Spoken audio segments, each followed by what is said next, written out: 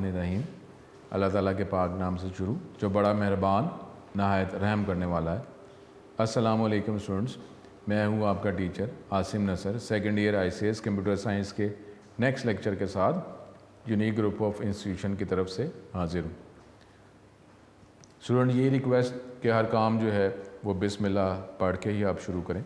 कोई भी काम हो, लेक्चर आपने सुनना है, ठीक है, बिस्मिल्लाह से शुरू करें, क्योंकि हर काम में जब अल्लाह ताला को शामिल कर दिया जाता है अल्लाह ताला की रज़ा के मुताबिक और अल्लाह ताला की अपने आप को अल्लाह ताला की पनाह में देते हुए, हमारे बुज़ुर्ग का ये भी तरीका था कि जो भी काम करते थे तो अपने आप को अल्लाह ताला की पनाह में ले आते थे। अल्लाह ताला से रिक्वेस्ट करके दुआ करते थे, अल्लाह ताला मुझे अपनी पनाह में ले ले।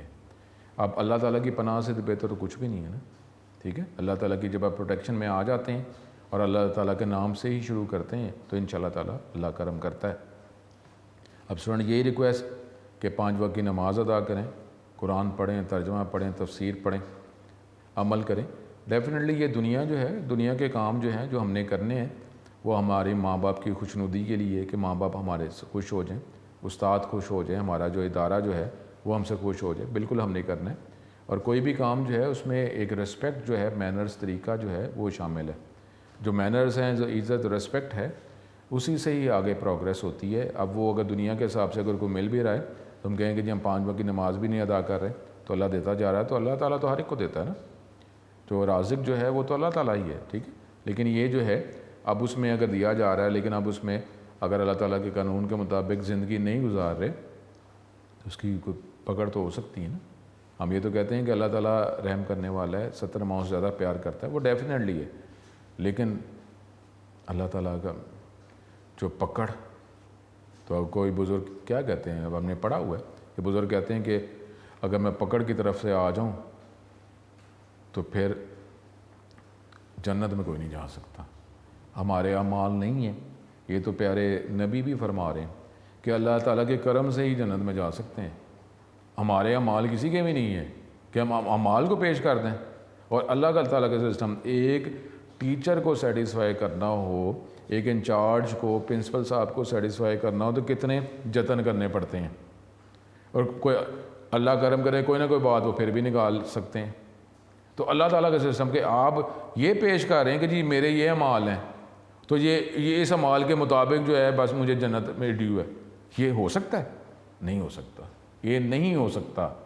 ये अल्लाह ताला का सिर्फ करम है, करम से ही जो है छुटकारा मिलेगा। तो अल्लाह ताला का अगर वो अदालत लग गई तो फिर तो गए। और फिर क्या कहा गया कि सबसे पहला सवाल किसका होना है? नमाज का।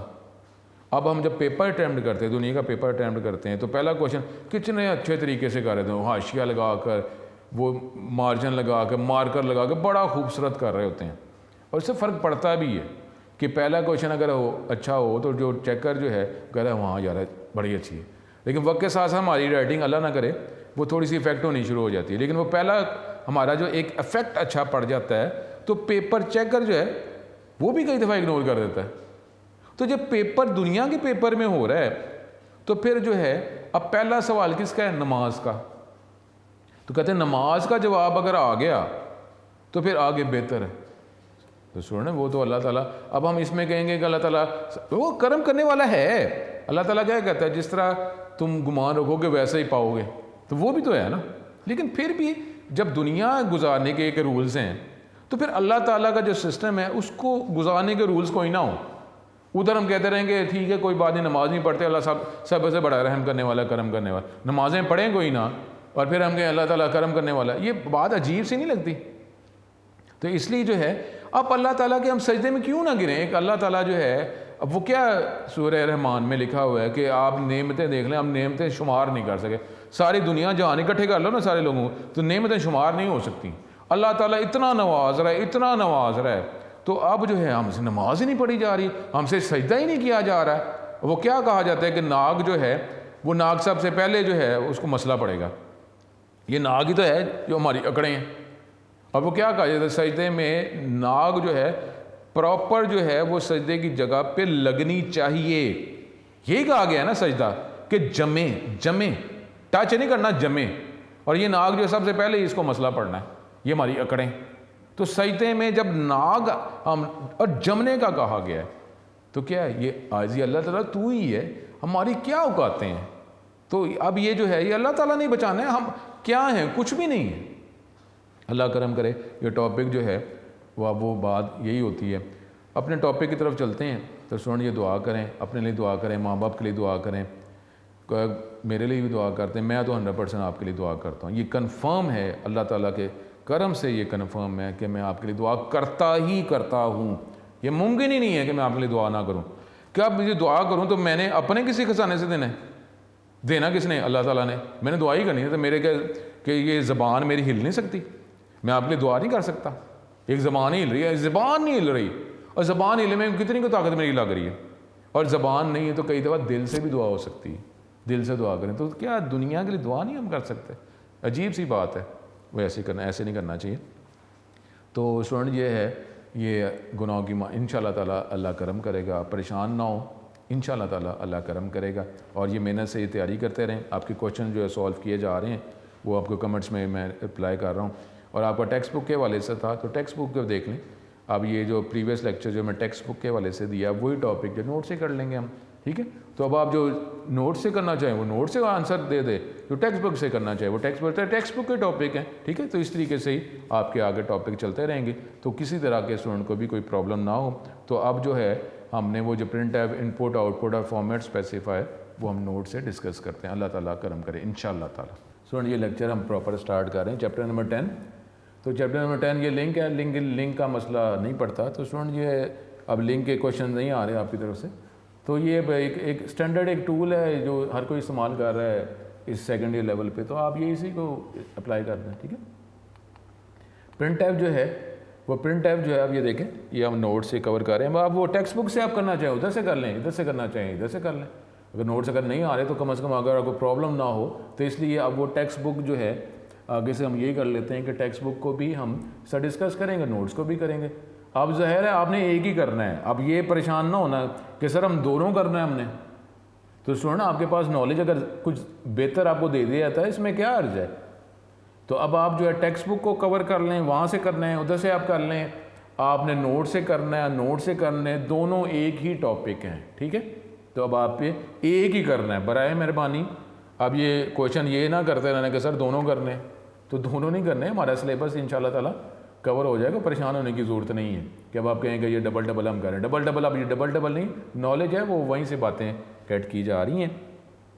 अब आप टेक्स्ट बुक से अटैम्प्ट करना चाहें, मैंने वो आपको मार्क करवा दिया, वो मार्किंग भी कर दी, शॉर्ट क्वेश्चन आपको बता दिए, वो हमने डिस्कस कर लिया। अब ये हम नोट से हम कवर कर रहे हैं। प्रिंट टैब जो है ये बिल्ट इन लाइब्रेरी फंक्शन है जो सी लैंग्वेज में इस्तेमाल किया जाता है। The function is declared and related macros are defined in stdio, which is a header file in C. We have to include stdio file in C program to make use of this. हमें अपने programme के अंदर stdio लिखना पड़ता है। In C programming language, printf function is used to print the character. Character print करना, string, float, integer, octal, hexadecimal, कोई भी वैल्यू प्रिंट करनी है तो हम printf इस्तेमाल करते हैं। It can display text, constant or values of variables on screen in specified format. It is most commonly used to display output in C language, ठीक है। ये इस्तेमाल किया जाता है ज़्यादातर आउटपुट प्रिंट करने के लिए। It is pronounced as printf। इसका सिंटेक्स क्या है, हमारे पास फॉर्मेट स्ट्रिंग और फिर दूसरा सिंटेक्स हमारे पास जो है, अब फॉर्मेट स्ट्रिंग जो है इसमें सिर्फ डबल कोट्स ही शामिल हैं और इसमें दूसरे सिंटेक्स में डबल कोट्स भी हैं और आर्गुमेंट लिस्ट जिसमें आप वेरिएबल्स के नाम कॉमा सेपरेटर के साथ लिख सकते हैं, ठीक है। अब printf जो है फॉर्मेट स्ट्रिंग क्या है, फॉर्मेट स्ट्रिंग जो है वो डबल कोट्स में ही आप प्रोवाइड करते हैं। It is also called control string, इसको कंट्रोल स्ट्रिंग कहा जाता है। फॉर्मेट स्ट्रिंग के अंदर क्या क्या चीज़ें शामिल हो सकती हैं। फॉर्मेट स्ट्रिंग में consist of the following string, जो मैसेज जो आप स्क्रीन पर प्रिंट करना चाह रहे हैं।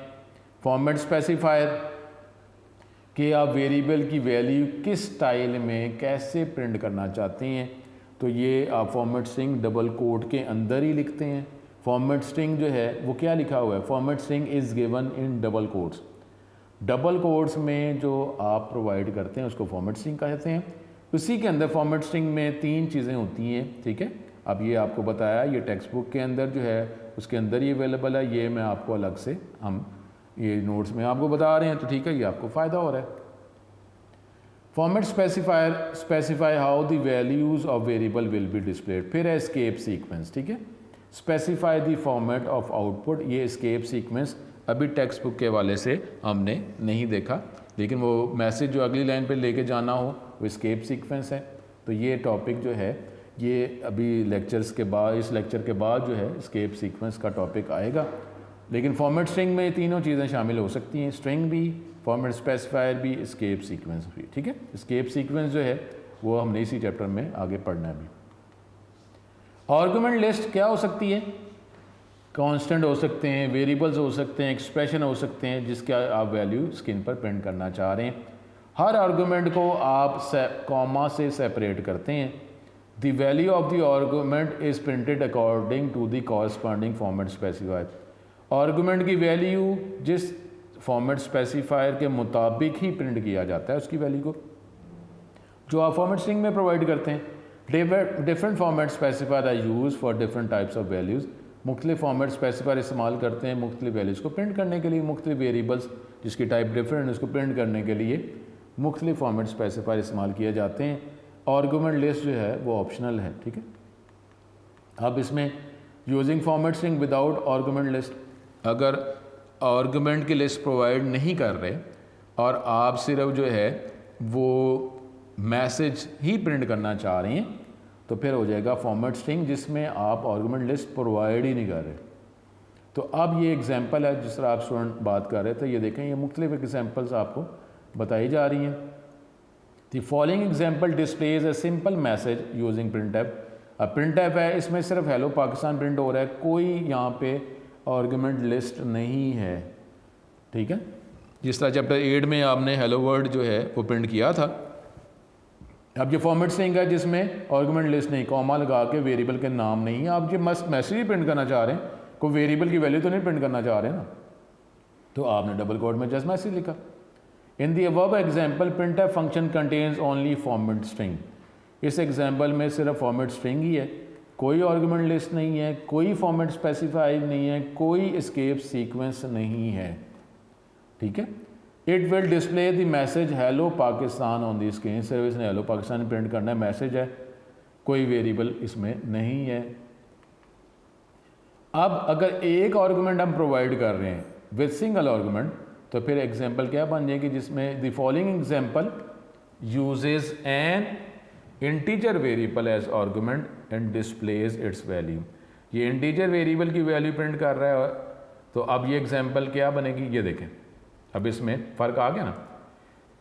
अब इधर क्या कर रहे हैं आप कि प्रिंट है और फिर डबल कोड जो है इसकी डायरेक्शन का, ठीक है, वो कोई मसला नहीं है, आपको पहले ही बताया हुआ है कि इस स्टाइल में आ जाए या वर्ड स्टाइल में कोई ये एरर नहीं, ठीक है, कोई ऐसा मसला नहीं। अब यहाँ पे अब आप ये मार्क्स एक वेरिएबल है उसकी वैल्यू प्रिंट करना चाह रहे हैं। अब ये आर्गुमेंट लिस्ट में आ गया ना एक वेरिएबल का नाम, अब इधर कॉमा भी आ गया। ऊपर क्या था कि इस तरह मैसेज प्रिंट करना चाह रहे हैं, वेरिएबल प्रिंट नहीं करना चाह रहे, तो ठीक है आर्गुमेंट लिस्ट नहीं बताई आपने।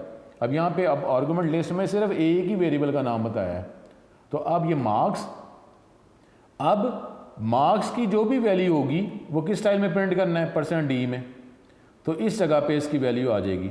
सपोज 20 है, तो अब मार्क्स जो वेरिएबल की वैल्यू 20% की जगह आ गई और प्रिंट क्या हुआ, you obtained 20 marks, you obtained 20 marks, ठीक है, उस जगह पे वो रिप्लेस होकर में से प्रिंट हो जाएगा। In the above example format string contains %d, it is related to marks, it indicates that the value of marks will be displayed as integer। Marks की वैल्यू इंटीजर फॉर्म में print करना है, ठीक है। फिर हमारे पास अगर एक से ज़्यादा आर्गुमेंट्स हैं तो फिर अब इसकी वर्किंग क्या होगी, इसकी वर्किंग, ठीक है, क्या बनेगी, using format string with multiple arguments. अब many variables can be use in one printf function as follows. एक से ज़्यादा वेरिएबल्स प्रिंटफ में प्रिंट करवाना चाह रहे हैं, ठीक है, एक प्रिंटफ में एक वेरिएबल की वैल्यू प्रिंट करनी है, कांस्टेंट की वैल्यू प्रिंट करनी है, या एक ही प्रिंटफ में एक वेरिएबल या एक से ज़्यादा वेरिएबल, एक से ज़्यादा कांस्टेंट, एक से ज़्यादा एक्सप्रेशंस का आंसर प्रिंट करना है, तो ठीक है आप कर सकते हैं। अब आपकी मर्ज़ी।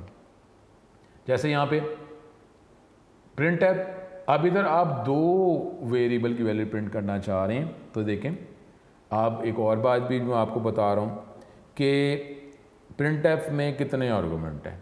ठीक है, ये बात जो है मैं करता रहूँगा और चैप्टर 13 तक ये बात चलेगी। अब उसमें देखें, हमने इसमें लिखना होता है कि ये देखना होता है कि ये प्रिंट एफ की पेरेंथेसिस स्टार्ट हुई है एंड हुई। इसमें कॉमा देखें कि कॉमे कितने हैं। कॉमा तो पता है ना आपको, इसको कॉमा कहते हैं। कॉमे कितने, तो ये एक कॉमा, ये दो कॉमे। ये कमांड प्रिंट एफ की यहाँ से शुरू हुई और यहाँ ख़त्म हुई। ठीक है, एक कॉमा ये, एक कॉमा ये, कितने कॉमे हैं? दो कॉमे। तो जितने भी कॉमे होते हैं उसमें 1 ऐड कर दें।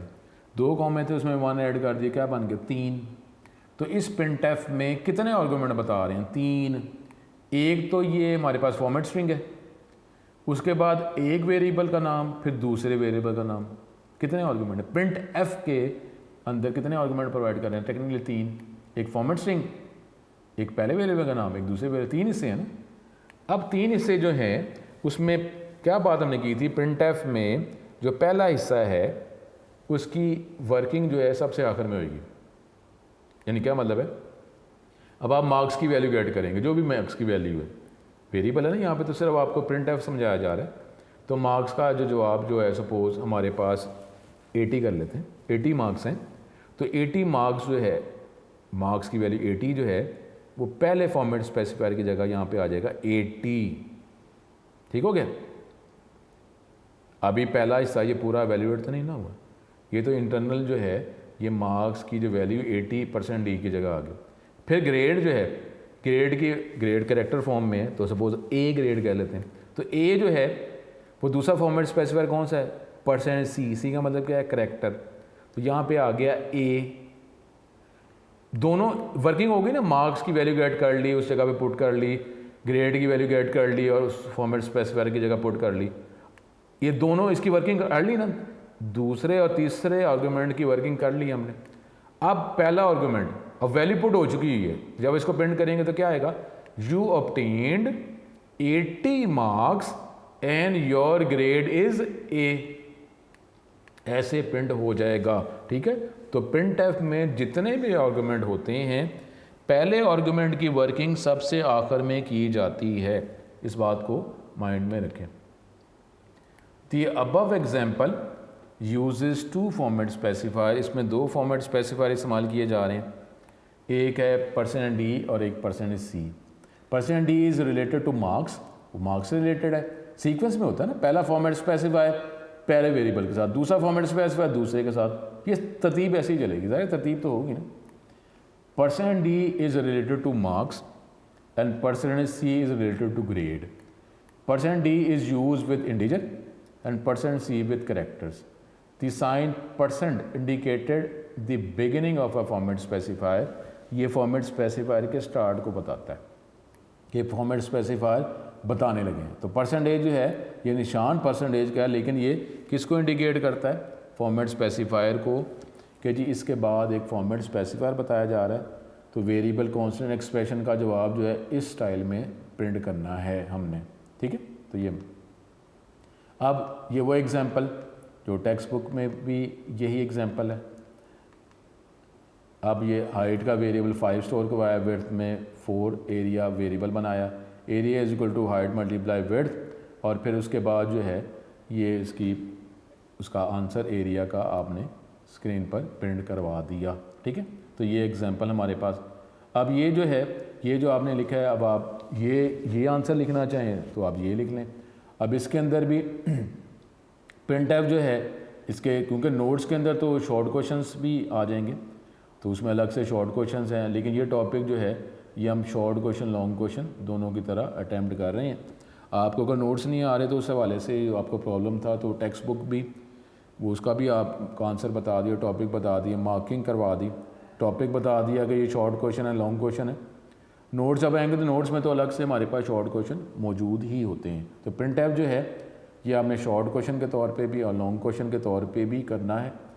तो अब जो है, अगर अभी नोट्स नहीं है तो आप प्रिंट एफ को टेक्स्ट बुक से ही शॉर्ट में आपको बता दिया, उसमें 2 शॉर्ट क्वेश्चन हैं प्रिंट एफ के अंदर। उससे पहले जो है इनपुट स्टैंडर्ड आउटपुट के 2 शॉर्ट क्वेश्चन है, फिर प्रिंटफ जो है वो लॉन्ग क्वेश्चन में हमने अटैम्प्ट किया। तो अगर नोट्स है तो उधर तो अलग अलग हैं, नहीं है तो आप टेक्स्ट बुक से आप कवर कर सकते हैं, ठीक है। अब क्लियर स्क्रीन जो है ये हमारे पास मौजूद नहीं है, लेकिन स्टूडेंट जो ऐसा नहीं है, कुछ टॉपिक जो रिलेटेड हैं जो इस्तेमाल होते हैं वो ज़रूरी होता है, इतना नहीं है कि बिल्कुल हार्ड एंड फास्ट जो है उसी टॉपिक पे हम करें। अब क्लियर स्क्रीन जो है ये वो बात जाके कोई चैप्टर 14 में जाके करता है, लेकिन ये इसका तो हमें फ़ायदा ही है ना कि नहीं तो प्रीवियस जो प्रोग्राम हम चलाते हैं उसकी प्रीवियस आउटपुट साथ ही नज़र आती रहती हैं। तो इसलिए जो है क्लियर स्क्रीन बेहतर होता है कि आउटपुट यूज़र विंडो को क्लियर कर दे। तो हमारे पास जो है कि हम वर्किंग तो पहले ही कर रहे हैं, इसको आपको एक्सप्लेन इसमें कर दिया गया, तो स्टूडेंट अब इतना नहीं है, इसको हमने डेफिनेटली डिस्कस करना है। Clear screen function is use to clear the data from console, monitor और स्क्रीन। कि पहले जो पहले प्रोग्राम चलाए हुए हैं उसके रिज़ल्ट में कोई जवाब नज़र आ रहे हैं, उसको क्लियर करना चाहें कि वो तो पहले जो प्रोग्राम चलाया था ना उसका जवाब है, मैं जो प्रोग्राम चला रहा हूँ मुझे बस एग्जैक्टली उसी प्रोग्राम का जवाब नज़र आए, पहले से कोई पिछले प्रोग्रामों को कोई जवाब है तो वो तो मुझे नहीं चाहिए ना, तो उसको क्लियर करना हो तो क्लियर स्क्रीन इस्तेमाल किया जाता है। और स्टूडेंट वो क्वेश्चन कर रहे थे क्लियर स्क्रीन, और क्लियर स्क्रीन के लिए आपको econia.h जो है इंक्लूड ऊपर कराना पड़ता है, ठीक है। वो स्टूडेंट की तरफ से क्वेश्चन था तो उसको मैंने रिप्लाई कर दिया कि आप क्लियर स्क्रीन जब है वो कह रहे हैं कि एरर आता है, तो एरर जब आता है तो क्लियर स्क्रीन जब आप इस्तेमाल करते हैं तो आपको ऊपर include number sign include econia.h जो है लिखना पड़ता है, एडिशनली जो किसके साथ stdio के साथ लिखना पड़ता है, ठीक है। The clear screen function is used to clear the data from console, monitor और screen. It is an abbreviation of clear screen. When this function is executed, the data on output screen is cleared and the cursor blinks on the top left corner. It is a predefined function in econia.h console input output header file.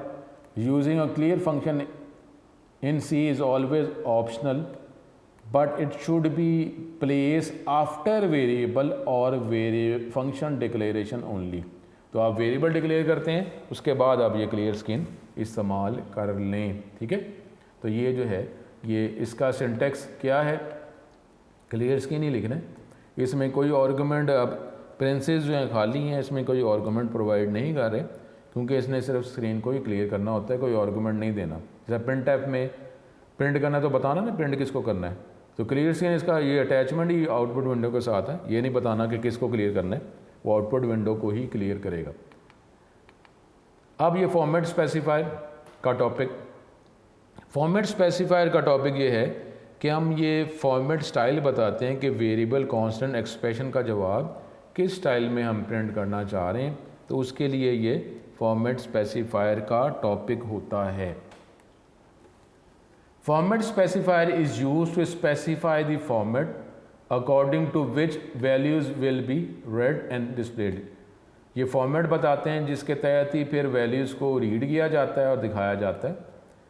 This format specifier is use during input and output. अभी क्योंकि हम output printf पता है तो उसमें format specifier को हम इस्तेमाल कर रहे हैं। जब इनपुट का फंक्शन इस्तेमाल करेंगे तो उसमें भी फॉर्मेट स्पेसिफायर यूज़ होगा कि वैल्यू किस फॉर्म में इनपुट करनी है। It is a way to tell the compiler what type of data is in a variable, कि किस टाइप का डाटा वेरिएबल में है ड्यूरिंग टेकिंग इनपुट, जैसे स्कैनफ अभी हम पढ़ेंगे, या प्रिंट करना है तो वेरिएबल जो है वो किस स्टाइल में वो प्रिंट करे, printf. Some examples are %c_d_f। Format specifier can be defined as the operators which are use in association with printf. Printf में इसको इस्तेमाल किया जाता है for printing the data that is referred by any object और any variable. ये object के साथ, कॉन्स्टेंट के साथ, एक्सप्रेशन के साथ, कि डाटा जो है किस फॉर्म में प्रिंट करना है, ये प्रिंटफ में इस्तेमाल किया जाता है। फिर ही आप वेरिएबल, कांस्टेंट, एक्सप्रेशन का जवाब प्रिंट कर सकते हैं, अदरवाइज नहीं कर सकते। When a value is stored in a particular variable then you can not print the value stored in the variable straightforwardly without using the format specifier. जब आप वेरिएबल में वैल्यू स्टोर करवाते हैं तो वो वेरिएबल की value आप ऐसे ही नहीं प्रिंट कर सकते, फॉर्मेट स्पेसिफायर बताए बगैर वेरिएबल की वैल्यू प्रिंट नहीं हो सकती कि प्रिंट टाइप में सिर्फ वेरिएबल का नाम लिख दें विदाउट डबल कोट्स तो वो उसकी वैल्यू प्रिंट हो जाएगी, ऐसा नहीं है। जो चैप्टर 9 में हम कर चुके हुए हैं, आपको फॉर्मेट स्पेसिफायर बताना ही पड़ता है कि ये वेरिएबल बना ली है, इसकी वैल्यू इस फॉर्म में ही प्रिंट करनी है, आपको फॉर्मेट स्पेसिफायर बताना पड़ता है। You can retrieve the data stored in the variables and can print them onto the console screen by implementing these format specifier। आपको ये स्क्रीन पर मैसेज प्रिंट करने के लिए फॉर्मेट स्पेसिफायर printf में बताना ही पड़ता है। It determines the following things। इसमें फॉर्मेट स्पेसिफायर में आप क्या बताते हैं, डाटा टाइप ऑफ वेरिएबल, या आप उसका फॉर्मेट बताते हैं कि जी डेसिमल पॉइंट इसमें कितने डेसिमल प्लेसेस आने हैं, ये भी हम बताते हैं, ठीक है। फील्ड विड्थ कि जी कितने कॉलम्स में कितने डिजिट में जवाब दे मिनिमम, ठीक है। ये सारी चीज़ें फॉर्मेट स्पेसिफायर में बताई जाती हैं। Format specifier is started with this symbol %, ठीक है। Different format specifiers are use for different types of variables. मुख्तलिफ वेरिएबल्स हैं, डिफरेंट टाइप्स के वेरिएबल बना रहे हैं तो उनका फॉर्मेट स्पेसिफायर भी उसी के मुताबिक होगा। These format specifiers are as follows. Integer category के फॉर्मेट स्पेसिफायर कौन से हैं, फ्लोटिंग पॉइंट के फॉर्मेट स्पेसिफायर कौन से हैं, और करैक्टर फॉर्मेट के फॉर्मेट स्पेसिफायर कौन से हैं। टेक्स्ट बुक के अंदर एक ही टेबल में शो किया गया है, तो इसमें नोट्स के अंदर जो है जब आपके पास इंशाल्लाह आ जाएंगे, आप टेक्स्ट बुक के वाले से आप प्रिपेयर करते रहें, जैसे नोट्स आएगा तो उसके वाले से फिर आप स्विच कर सकते हैं, ठीक है।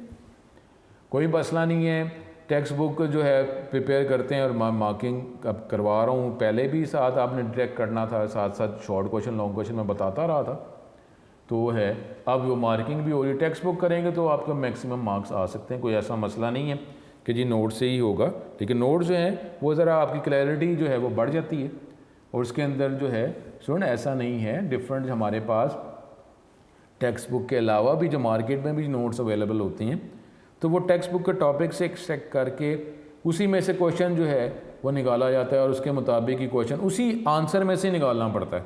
तो ये तो लॉजिकल है ना कि टॉपिक पढ़ा दिया तो उसके अंदर जो चीज़ें हैं वो अगर डिफरेंट स्टाइल में पूछ ली जाएँ तो आपको बिल्कुल इस तरह के सर जी पैराग्राफ का स्टार्ट में लेकर पहली 2 लाइनें इसका जवाब, फिर ये जवाब है तो तीसरी चौथी लाइन इसका जवाब, तो आपको बेसिक तो होता है, साथ आपको लॉजिकली भी देखना होता है। तो यहाँ पे नोट्स के अंदर अलग अलग कैटेगरी के तौर पर फॉर्मेट स्पेसिफायर बताए जा रहे हैं।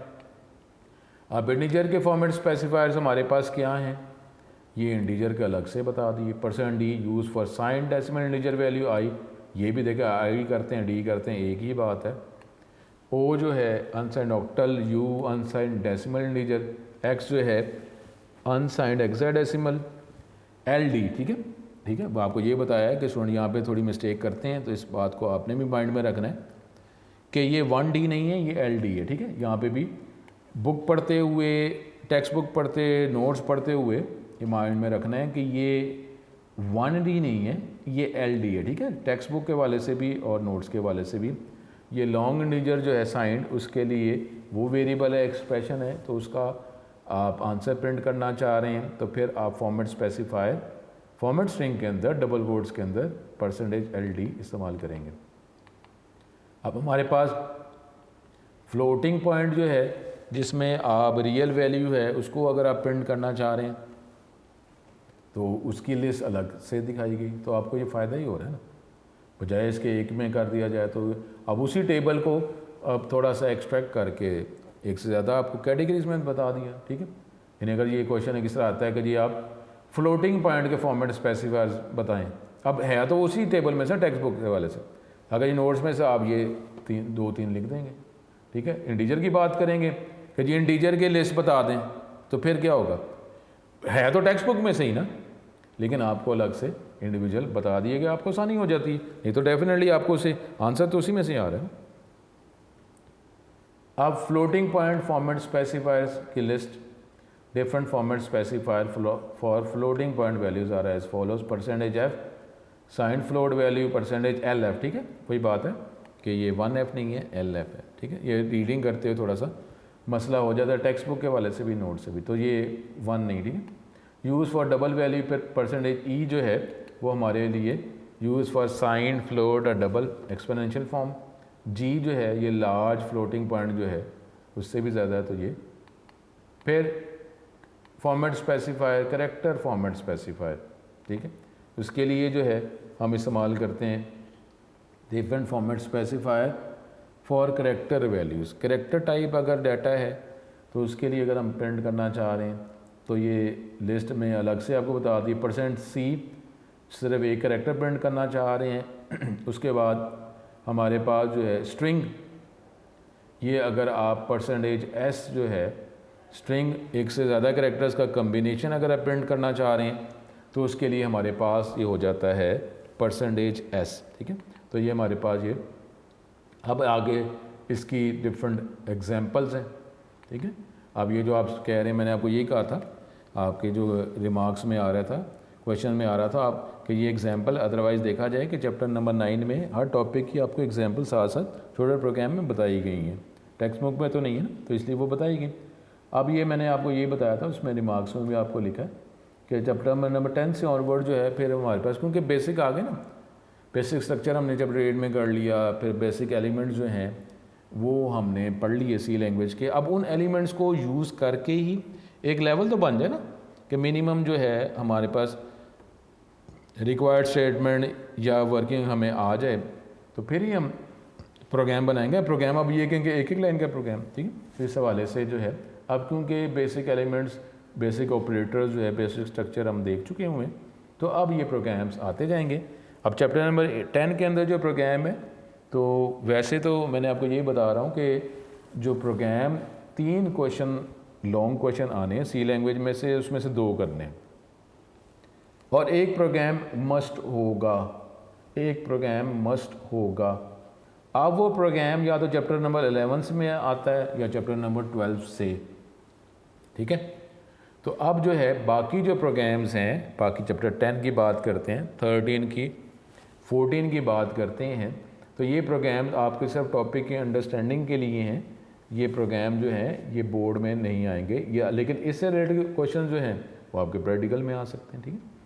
तो अब इसमें एक प्रोग्राम जो है जो एक मैसेज प्रिंट कर रहा है और इंटीजर की वैल्यूज़ और कैरेक्टर वेरिएबल की वैल्यू प्रिंट कर रहा है, तो ये अब आपकी एग्जांपल है। ये सिंपल है। अब आप वर्किंग, अब आपको पता है कि सी लैंग्वेज के जो टूल है टर्बो सी वर्जन 3, उसमें प्रोग्राम कैसे लिखा जाता है, कैसे प्रोग्राम चलाया जाता है, तो आप इसकी वर्किंग जो है वो करते जाएं।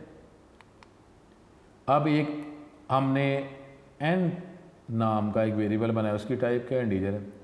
अब सेमीकोलन लगा दिए, तो इसी एक लाइन में अब स्टूडेंट जो अब वैरायटी आ रही है ना, तो इसको माइंड में रखें।